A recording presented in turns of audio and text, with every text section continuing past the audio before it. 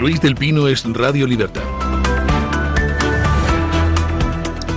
Comenzamos el repaso a las noticias hablándoles del caso del crucero Ondius atracado en España, que sigue infectado por ese brote de hantavirus y el caso sigue creciendo. El último balance eleva a 11 los contagios confirmados después de que uno de los 14 españoles repatriados haya dado positivo en el Hospital Militar Gómez Ulla de Madrid.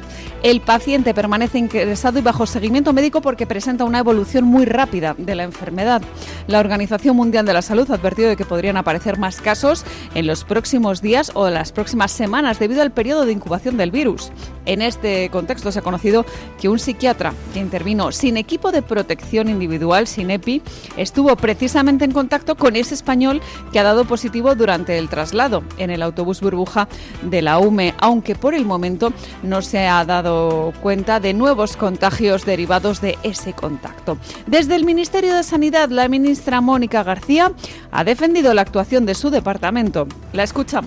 Nosotros nos ceñimos a la evidencia científica y a los protocolos científicos. No hay nada mejor en una alerta sanitaria que ceñirse a los protocolos que establecen los mecanismos epidemiológicos. Para eso estamos en estrecha colaboración con el ECDC, con la Organización Mundial de la Salud y con todos los organismos y las autoridades sanitarias. Hubo una serie de pruebas que se hicieron en Cabo Verde a personas que previsiblemente algunas tenían síntomas y el resto del protocolo lo que indicaba era que las personas, una vez que llegaran aquí, en sus países, en función de sus propios protocolos, se hicieran las pruebas pertinentes. Cada uno de los países tiene una capacidad para hacerla de una manera o de otra. Y vuelvo a insistir, lo mejor de esto es la cooperación y la colaboración que estamos teniendo entre todas las instituciones y todos los gobiernos.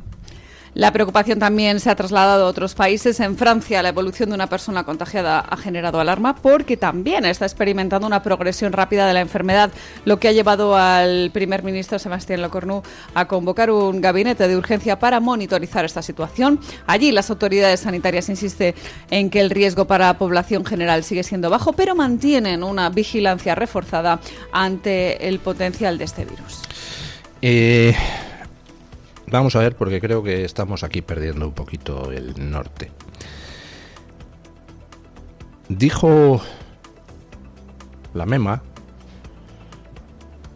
la señora que finge ser ministra de Sanidad, Mónica García, lo dijo el 8 de mayo, que en el barco, bueno, pues en realidad no había nadie sintomático y que el avance de los días pues indicaba que las posibilidades de contagio iban cada vez a menos. Aquello era una chorrada como un piano. Y efectivamente se ha comprobado que era una chorrada como un piano. 3 positivos ya en hantavirus de las personas que han sido bajadas del barco por Mónica García. Que ayer me le preguntan por qué no se ha hecho PCR a la gente en el barco antes de bajar a nadie, para ver que nadie está contagiado. Dice que es que no se ha hecho porque no lo marcan los protocolos. ¿Nos toma por imbéciles esta señora? Los protocolos marcarán lo que hay que hacer en cada momento. Y si no se hace lo que se debe, quiere decir que quien ha emitido ese protocolo es un perfecto imbécil. Estábamos en un barco, con gente encerrada, con otras personas que cogen hantavirus. Y esta señora, después de sugerir que en el barco no había nadie infectado, se pone a bajar gente del barco y de los que ha bajado ya van 3 que han dado positivo. Y un cuarto tiene síntomas. Y parece que algún otro americano, por lo que veo de última hora, también están experimentando síntomas. Al menos 5 americanos. Acabo de ver como última hora. Estamos hablando de un virus que se transmite de forma muy difícil.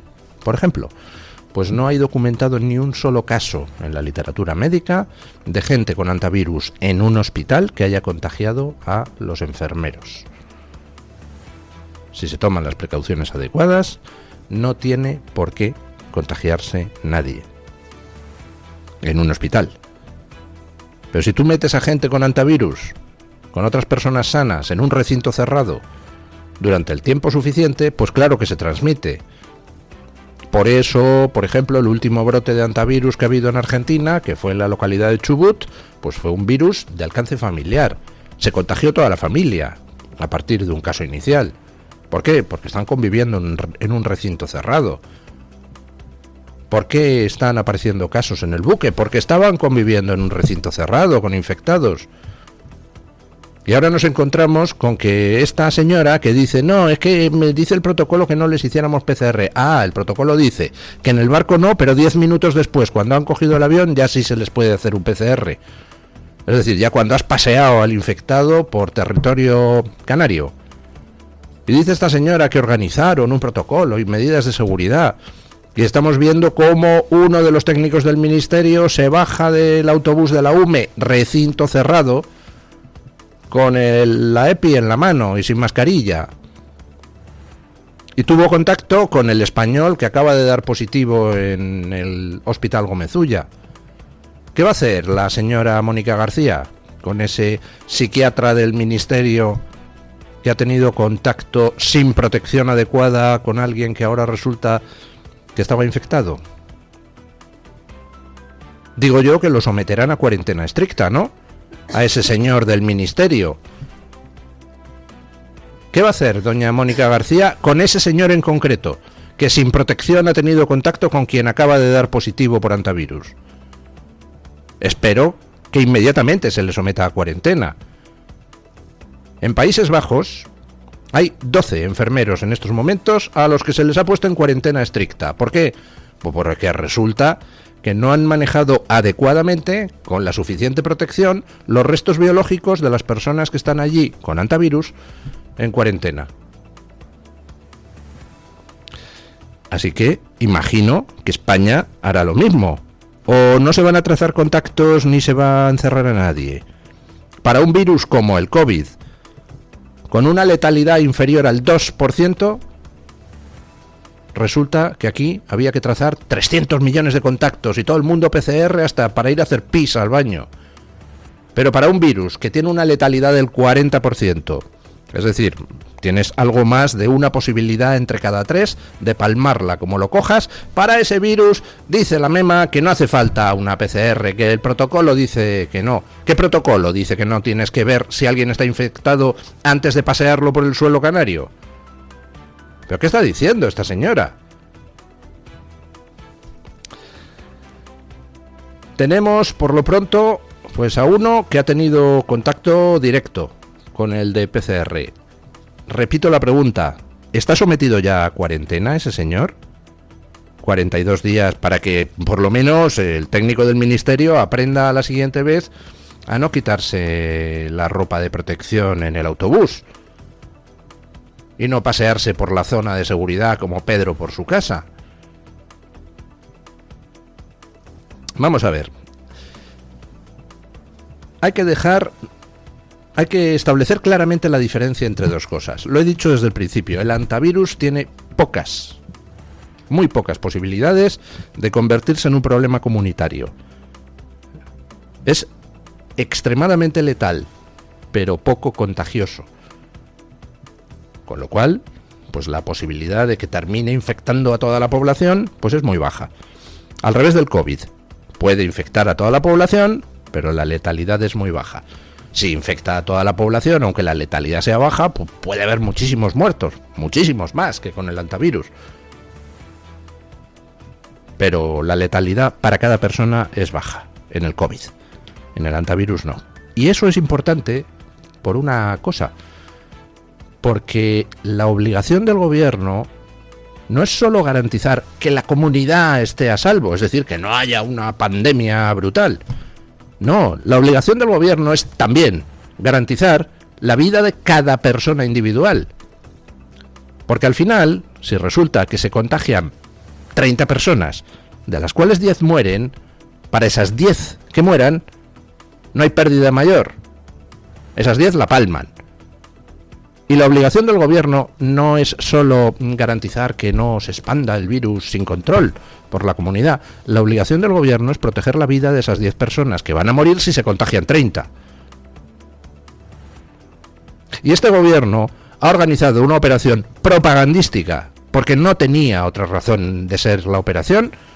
Ha traído un barco cargado de antivirus a las costas españolas, mintiendo a la población, diciendo que ahí no había nadie sintomático, que no, el riesgo de contagio disminuye con los días. ¡Mentira! Metiendo al buque en Tenerife. En Las Palmas no, porque hay alcalde socialista. En Tenerife. Y empezando a bajar gente sin hacerles una mísera PCR. Sin hacerles una prueba, que se puede hacer en 24 horas. Es más, puestos a salvar la vida de las personas, yo me pregunto una cosa. ¿Por qué esta operación estúpida? Porque consistía en simplemente bajar gente del barco, meterla en un avión y mandarla a sus países de origen. Pues porque no se ha hecho en Cabo Verde. Somema. Porque si se hubiera hecho en Cabo Verde, resulta que las personas ganan 3 días. Los que ha tardado el barco de Cabo Verde a Canarias. Con lo cual llevas a las personas, les haces el PCR en Cabo Verde y llevas a las personas directamente en avión, a los que están infectados, a sus países de origen. O distribuyes a todos a sus países de origen. Pero no, había que traer el barco para hacerse la foto con 3 ministros ahí y Sánchez con el de la OMS, porque resulta que es que Mónica García quiere un puestecito en la OMS y parece que Sánchez se lo ha comprado. Ha incrementado en un 120% las aportaciones de España a la OMS. O sea, que para colocar a Mónica García y para operación de propaganda de Sánchez, hemos puesto en riesgo a X personas en España. Como no es un virus muy transmisible, no serán muchas, pero de las que lo cojan van a palmar 1 de cada 3. ¿Le importa algo a Sánchez la vida de las personas? ¿Le importa a Mónica García la vida de las personas? ¿Cómo que el protocolo marcaba no hacer un PCR? ¿Qué protocolo es ese? Y si el protocolo marca eso, lo tiras a la basura y aplicas el sentido común. ¿Qué necesidad hay de pasear a infectados por Tenerife? ¿Por qué no se ha hecho la cuarentena en el barco? Resulta que hay otras epidemias donde hacemos cuarentenas en los barcos, en la de COVID. ¿Recuerdan ustedes los casos que hubo de barcos que quedaron anclados fuera de puerto y haciendo la cuarentena allí? Pero en este caso no, en este caso había que bajarlos a todos. Y encima con una chapuza de procedimiento donde hasta un tío se baja del autobús de la UME sin el traje de protección. Y resulta que ha estado en contacto con el tío que acaba de dar positivo en el Hospital Gómez Ulla. Insisto en la pregunta. ¿Está ya sometido a cuarentena ese técnico del ministerio que ha tenido contacto con el paciente que está en el Gómez Ulla y que acaba de dar positivo? ¿O le vamos a dejar que se mueva por España y que dentro de 17 días empiece a contagiar gente? En fin. Y mientras tanto, pues la corrupción continúa aflorando. Se lo dije a ustedes desde el principio con lo del antivirus. En condiciones normales, con un gobierno normal, yo no tendría la más mínima de preocupación. Precisamente porque es un virus con baja transmisibilidad. Y si se hacen las cosas bien, pues minimizas los riesgos para todo el mundo. Ahora, con un gobierno que pone a tomar decisiones auténticos memos, como a la ministra de Sanidad, simplemente porque son de la cuerda, que coloca en empresas públicas a las pilinguis de turno, que se gasta el dinero que hay que gastar en, por ejemplo, en protecciones sanitarias o en tener en el Gómez Ulla unas instalaciones adecuadas, pues se lo gastan en otras cositas o se lo llevan a la saca. Un gobierno que pone a tomar decisiones graves a gente que no sabe hacer la O con un canuto. Pues ¿cómo no voy a estar preocupado? Estos tíos son tan negados, tan corruptos, tan nepotistas, que son capaces de montar una catástrofe a partir de un virus que tampoco es tan transmisible. Bueno, pues estos tíos van a conseguir transmitirlo lo más posible. Por ejemplo, tomando decisiones. La MEMA como la de no hacer PCR a la gente antes de bajar del barco.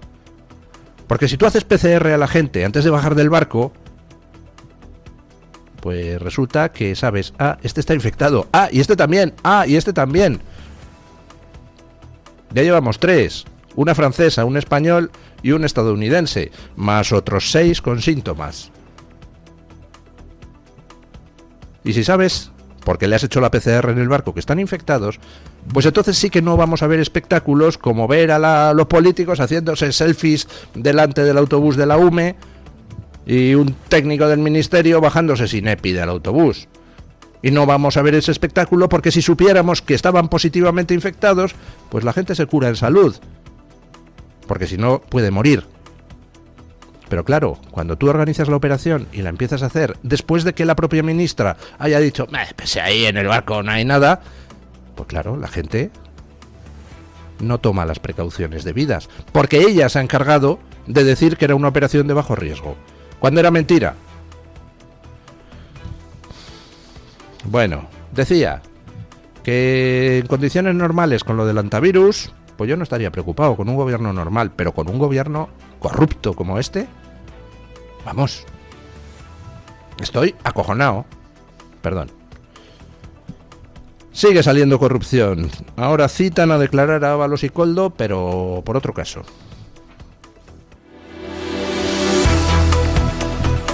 La Audiencia Nacional ha citado a declarar como investigados al empresario Víctor de Aldama y al ex asesor Koldo García, esta vez por la trama de Baleares. Un nuevo informe de la UCO desvela la existencia de pagos a cambio de adjudicaciones de contratos de material sanitario, las famosas mascarillas de la pandemia. Según el informe, los contratos de Baleares formaban parte de la contraprestación mensual de 10.000 euros en efectivo que Aldama habría pagado a Koldo para garantizar su capacidad de influencia en el Ministerio de Transportes. La UCO sostiene que los pagos no respondían a gestiones concretas, sino al mero hecho de tener acceso y control de los procesos y contrataciones de manera prioritaria.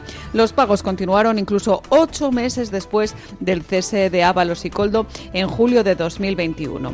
Esta investigación en la Audiencia Nacional es paralela, pero distinta al juicio que ya se ha celebrado en el Tribunal Supremo por la compra de mascarillas, asumido allí por el aforamiento del entonces ministro José Luis Ábalos. Mientras el Supremo ha juzgado esa parte concreta, ahora la Audiencia Nacional investiga un modus operandi similar en Baleares y en otros presuntos amaños en obra pública.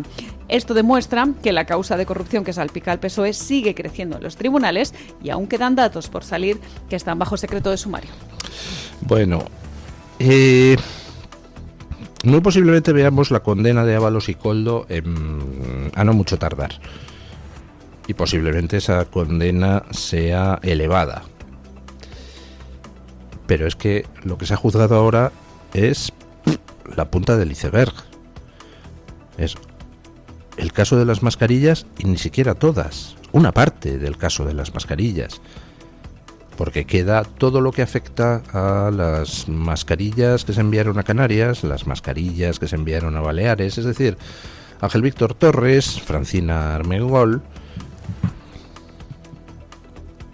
y... bueno, vamos a ver lo que se tarda en pedir suplicatorio contra ellos. Porque en materia, teniendo en cuenta que tanto en Canarias como en Baleares se compraron mascarillas que ni siquiera llegaron a llegar, o mascarillas que llegaron y no servían, pues es doblemente grave. Ya no es solo que te dediques a pagar a una trama que se lleva mordidas mientras los españoles mueren, sino que encima compras basura y al final pues se dedica dinero a algo que no sirvió para absolutamente nada. El gobierno que hacía esto, el gobierno que traficaba con las mascarillas mientras la gente moría a decenas de miles, es el que ahora nos dice que estemos tranquilos con el antivirus. Ya. Yo pregunto, porque es que tengo la sospecha, lo siento. Posiblemente la respuesta sea ninguno, pero después de ver lo que estamos viendo con el tráfico de material sanitario en la pandemia de COVID, la pregunta que muchos nos hacemos, yo por lo menos me la hago, es ¿cuántos socialistas hay en estos momentos intentando ver cómo sacar pasta con el asunto del antivirus? A lo mejor la respuesta es ninguno y estoy siendo mal pensado, pero viendo los antecedentes, pues no puedo evitar la sospecha de que al menos a unos cuantos socialistas se les habrá pasado por la cabeza, oye, ¿qué se podría hacer aquí con lo del antivirus para sacar unas mordiditas? En fin, hablando de COVID,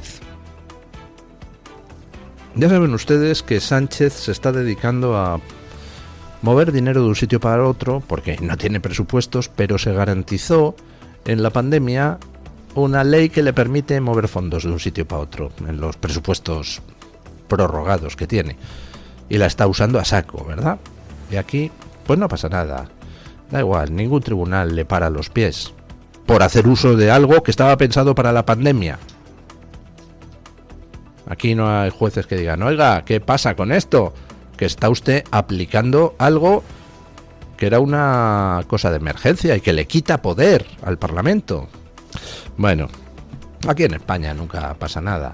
Entre los periodistas heroicos que ponen el cazo para que el gobierno se lo llene, los jueces heroicos que dicen no, casi mejor que sea otro juez el que lo haga, no sea que me fastidie mi carrera, los políticos heroicos de ciertos partidos de la oposición que se sientan a ver si heredan el poder sin mover un dedo.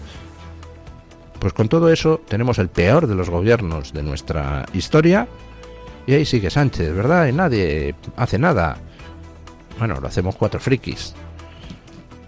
Pero, claro, esas cosas que hace Sánchez, pues resulta que llegan al final a oídos de otros países, no de Bruselas, porque Sánchez es el chico de von der Leyen, por eso le permiten hacer todo lo que hace. Pero llega también a oídos de otros partidos, en otros países. Ayer la líder del AfD en Alemania, el partido que ocupa allí el hueco de Vox, pues puso el grito en el cielo denunciando el desvío de fondos COVID por parte del gobierno de Sánchez. Escuchen. Crece la polémica en Alemania por el desvío de fondos europeos específicamente creados para el COVID por parte del gobierno de Pedro Sánchez. Según ha difundido el periódico El Mundo, más de 10.000 millones de euros procedentes del Fondo Europeo Next Generation, específicamente creados para paliar los efectos de la pandemia, han sido utilizados por el Ejecutivo español para cubrir déficits presupuestarios, especialmente en el sistema de pensiones. Según critica la AfD, el Ministerio de Hacienda ha transferido dinero al Fondo de Pensiones de Funcionarios, a la Seguridad Social, y todos esos fondos originalmente estaban destinados a la transformación industrial post-COVID. El propio Ministerio ha confirmado parte de esas transferencias, aunque sostiene que el procedimiento es legal.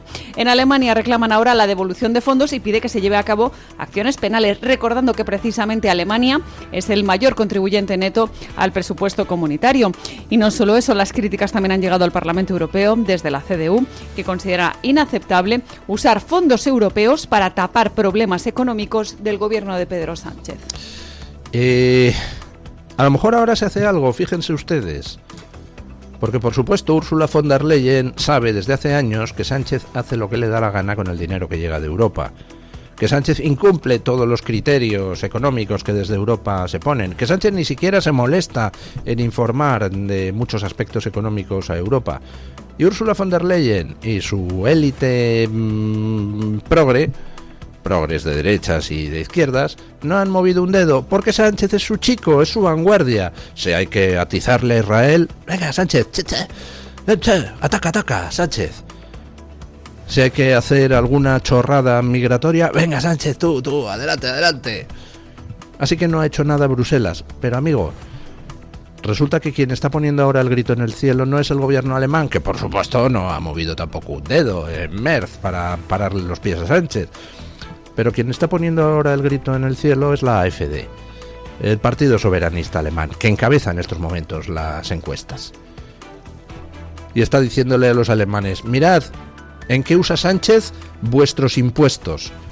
Así que a lo mejor ahora sí que alguien hace algo para decirle a Sánchez que ya vale de desviar fondos europeos. ¿Por qué? Pues porque si no lo hacen, quien se va a apuntar el tanto de señalar a Sánchez es el partido soberanista, la AfD, que ya está encabezando las encuestas con 5 puntos de ventaja sobre el PP alemán, la CDU. Y que con este tipo de cosas, poniendo el acento en cómo se gasta Sánchez el dinero de los impuestos de los alemanes, pues lo más probable es que aumente su ventaja sobre la CDU. Y eso es lo único que los políticos de Bruselas no pueden permitirse. ¿Que Sánchez roba a los españoles? ¡Que le robe! ¿Que Sánchez roba a los alemanes? ¡Que le robe! Ahora, que suba el partido soberanista alemán todavía más, gracias a lo que roba Sánchez, amigo, ahí ya son palabras mayores. Así que, a lo mejor, conseguimos que se empiece desde Bruselas a hacer algo para pararle los pies a Sánchez. En fin, vamos con la noticia de interés general del Banco de Santander con la ayuda de don Daniel Ortega. Banco Santander ofrece este espacio.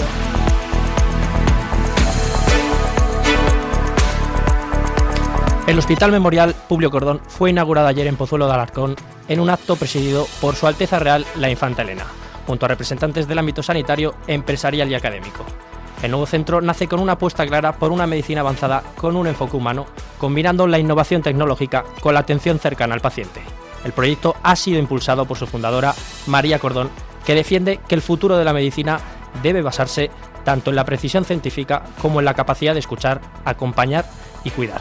El hospital lleva el nombre de Publio Cordón como homenaje a los valores que representó: excelencia médica, innovación útil y, lo más importante, compromiso con las personas. El Hospital Memorial Publio Cordón, aspira a convertirse en un referente sanitario donde la tecnología está siempre al servicio de la salud. Banco Santander ha ofrecido este espacio.